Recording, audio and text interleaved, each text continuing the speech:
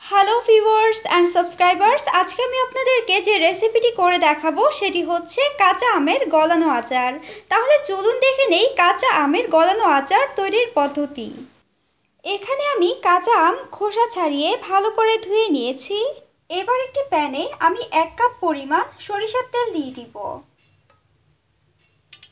এখানে আমি 6টি শুকনা মরিচ হাত দিয়ে ভেঙে নিয়েছি। এবার সরিষার তেলের মধ্যে দিয়ে দিব। এবার শুকনো মরিচগুলো কিছুক্ষণ ভেজে নিব। এখন দিচ্ছি 1 টেবিল চামচ পরিমাণ রসুন বাটা, 1 চা চামচ পরিমাণ আদা বাটা এবং 1 টেবিল চামচ পরিমাণ সরিষা বাটা। এবার মশলাগুলো কিছুক্ষণ ভেজে নিব। এবার দিচ্ছি 1 চা চামচ পরিমাণ হলুদ গুঁড়ো, 1 টেবিল চামচ পরিমাণ মরিচ গুঁড়ো,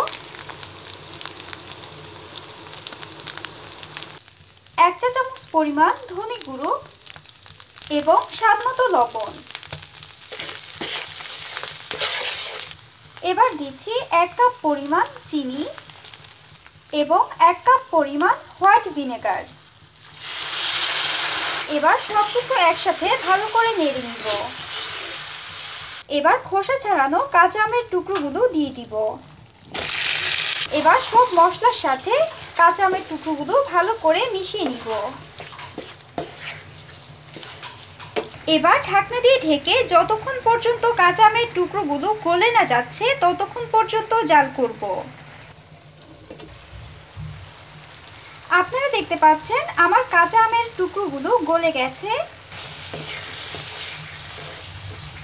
এবার দিচ্ছি 1 টেবিল চামচ পরিমাণ পাঁচফোড়নের গুঁড়ো।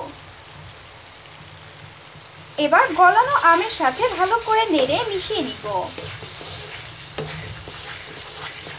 গলানো আমের এই আচারটি স্পেশালি তাদের জন্য যারা ভাতের সাথে আচার খেতে পছন্দ করেন।